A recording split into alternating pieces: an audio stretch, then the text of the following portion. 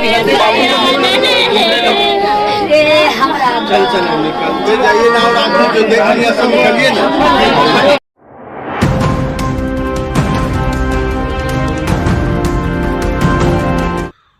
नमस्कार, दैनिक भारत में आपका स्वागत है। हरियाणा के गुरुग्राम में सीतामढ़ी निवासी इमाम हाफिज साद की मस्जिद में घुसकर हत्या कर दी गई है। हरियाणा के गुरुग्राम सेक्टर 57 की मस्जिद में उपद्रवियों ने हमले में इमाम हाफिज साद मारे गए हैं। मृतक इमाम सीतामढ़ी जिले के नानपुर प्रखंड के पंडौल बुजुर्ग पंचायत के मनियाडी गांव वार्ड नंबर 8 के निवासी थे। उनकी मौत की खबर मिलने के बाद परिवार में गम और गुस्से का माहौल है। बताया जाता है कि गुरुग्राम मस्जिद में हमला कर वहां तैनात सीतामढ़ी निवासी इमाम हाफिज साद की चाकू गोद कर हत्या कर दी गई। इमाम की मौत की खबर सुनकर पिता मोहम्मद मुश्ताक उर्फ लड्डू काफी सदमे में हैं। उन्होंने बताया कि 1 अगस्त को मोहम्मद गांव आने वाले थे, उनका टिकट भी बन गया था। मृतक के पिता ने बताया कि उपद्रवियों ने रात 12 बजे उनकी हत्या कर दी। परिवार को यह खबर मिली और खबर मिलते ही उनके गांव के लोग सकते में आ गए और उनके पैरों तले की जमीन खिसक गई। गांव में भी इसको लेकर कोहराम मच गया। हाफिज साद की मां सनोबर खातून भी अपने बेटे के गम में बदहाल है।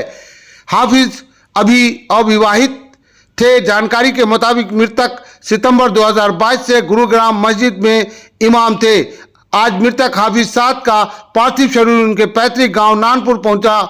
इमाम की मस्जिद में घुसकर हत्या की खबर से पूरे गांव में मातम का माहौल कायम है। वहीं स्थानीय लोगों ने सरकार के प्रति अपना आक्रोश व्यक्त किया, साथ ही इस मामले में कार्रवाई की भी मांग की है। बहुत ही अफसोसनाक है।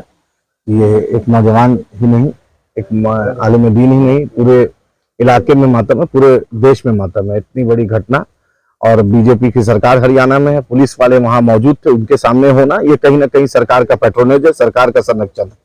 और कहीं ना कहीं नरेंद्र मोदी अमित शाह की जो जोड़ी है इसकी संरक्षण है। तभी आरपीएफ का जो पुलिस कांस्टेबल है वो मार रहा है, अपने सीनियर को मार रहा है, मुसाफिर को मार रहा है। और पुलिस मुसाफिर को मारेगा, अपने एसआई को मारेगा, तो कहाँ किसके पास सुरक्षा जाएगी? तो आतंकवादी घटना है। और इसको मेंटल बोल के, ये तो उसको मेंटल में कौन, उसको रखा कौन? कभी मेडिकल अनफिट आदमी कोई पुलिस में रह सकता है? और मौलाना साद साहब हजरत के जो इमाम साहब का इंतकाल हुआ है, हमारी मांग है कम से कम 50 लाख रुपया और इनके फैमिली को नौकरी। और बिहार सरकार भी इस पर पहल करे, क्योंकि ये बेटा बिहार का है, ये बेटा बिहार का था, ये बेटा शहीद जो हुआ बिहार का है।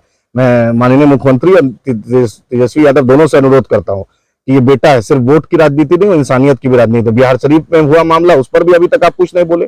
अभी एक आरपीएफ जो शहीद हुआ है वो भी बहुत गरीब बेचारा मजदूर है, वो भी मधुबनी का है, वो भी चूड़ी वाले फैक्ट्री में काम करता था, उस पर भी अभी तक चुप है ये, और इस पर भी चुप है। बिहार सरकार के किसी नुमाइंदा को आना चाहिए था, यहाँ पर मिनिस्टर को आना चाहिए था। कभी मेरे वोट से आप सत्ता में आते और मेरे लहू पर आप मातम भी नहीं पोसते, ये नहीं होगा।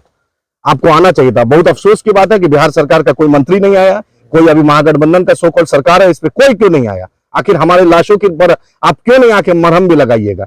आप ना मेरे दुख में, आप में जब सिर्फ वोट के लिए आइएगा, ये जवाब देना पड़ेगा। हम स्थानीय विधायक माननीय मंत्री, मैं पूछता हूँ, 5 कैबिनेट मंत्री हैं बिहार सरकार के, 5 कैबिनेट मुस्लिम वजीर हैं। तेजस्वी यादव मुसलमानों की वोट की बात करते हैं, नीतीश जी टोपी पहन के अफ्तार करते हैं। ना मुझे अफ्तार चाहिए, ना मुशायरा चाहिए, ना मुहर्रम में मुझे लाठी का आपको बंदोबस्त कराइए। मुझे इंसाफ चाहिए, मजलूमों को इंसाफ, चाहे बिहार शरीफ हो, चाहे आपका सीतामढ़ी हो, चाहे आपका मधुबनी है, आपका गया में हुआ, कैमूर में हुआ, बक्सर में हुआ, ससाराम में हुआ। हम ये बर्दाश्त नहीं करेंगे, हम जवाब लेंगे। आप बिहार सरकार के कैबिनेट मंत्री को आना था, अफसोस है कि बिहार सरकार का एक मंत्री नहीं आया। और डीएम एसपी को भी आना था। आपका बेटा शहीद हुआ, आप सिर्फ डीएम एसपी, सिर्फ डीएम बनने के लिए, एसपी बनने के लिए ना, आपका जिला का डीएम या एसपी को आना था यहाँ पर। आप इखराज अकीदत यही होता है, इसी वक्त में लोग याद करते हैं अपने को। ना डीएम एसपी आया, ना मंत्री आया, सिर्फ खाना पूर्ति या विधायक के आने से नहीं होगा। सरकार की तरफ से कौन आया, मेरा ये सवाल है। अरे भाजपा से तो हमें उम्मीद ही नहीं है, वो तो जहर घोल ही दी है भाजपा का काम ही है जहर घोलना। भाजपा का मतलब ही है नफरत, भाजपा का मतलब ही हिंदू मुस्लिम को लड़ाना। लेकिन आप तो अपने आप को अकलियत की बात करते हैं, टोपी पहन के अफ्तार करते हैं। कहाँ है वो टोपी? कहाँ है वो नीतीश जी की वो टोपी, वो दिखावटी टोपी? कहाँ है तेजस्वी यादव की दिखावटी टोपी? क्यों नहीं बिहार सरकार का कोई मंत्री आया, ना डीएम आया, ना एसपी आया?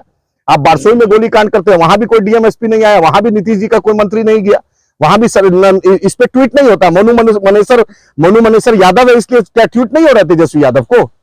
मोनू मनेसर यादव है, मोनू यादव है क्या, तेजस्वी यादव, जुनैद और नसीर की हत्या हुई है। आज तक बैरिस्टर असदुद्दीन ओवैसी साहब हैदराबाद से चल जाते हैं, क्या कहते हैं, अशोक गहलोत चले जाते हैं, नीतीश जी मुख्य प्रधानमंत्री का सपना देखते हैं, ट्वीट नहीं किया इस मुद्दे पर मोनू मनेसर पर आज तेजस्वी यादव ने ट्वीट नहीं किया। हम जब सवाल करते हैं कि वक्त के हुक्मरान आप हैं, सवाल आपसे करेंगे, दोनों नीतीश जी और अमित शाह और मोदी जी से हमें जानते हैं कि वो हमारे लिए नहीं है, लेकिन आप तो दिखावट करते हैं।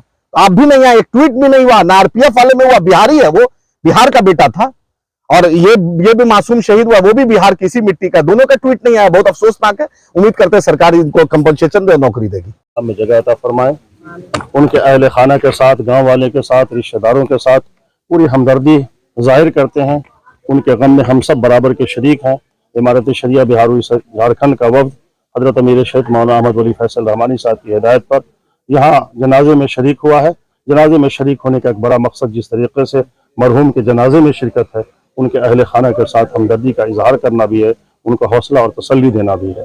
और तीसरी बात यह अर्ज करनी है आपके ज़रिए से कि कितना घिनौना और कितना बदनुमा ये दाग मुल्क के ऊपर लग रहा है कि कोई ट्रेन में सफ़र कर रहा है, कोई मस्जिद में बैठ करके अल्लाह को याद कर रहा है, अमन सुकून की बात कर रहा है, अच्छी चीज़ें समाज में फैला रहा है, और उसे भी दंगाई मस्जिद में घुस करके शहीद कर देते हैं। हुकूमत कितनी नाकाम है, यहाँ का निज़ाम कितना नाकाम है, इस पर सबको सोचने की ज़रूरत है। निज़ाम को मुस्तहकम, हम तो ये समझते हैं कि निज़ाम की कमज़ोरी है, इस कमज़ोरी को दूर करनी चाहिए। इसी के साथ साथ हम बिहार की हुकूमत से भी मुतालबा करते हैं कि वो आपके यहाँ के बाशिंदे थे, बिहार के वो शहरी थे, आपको मरहूम को इंसाफ दिलाने के लिए आगे आना चाहिए, और उनके अहले खाना के साथ हमदर्दी का जो भी मामला हो उसके लिए भी उनको आगे आना चाहिए।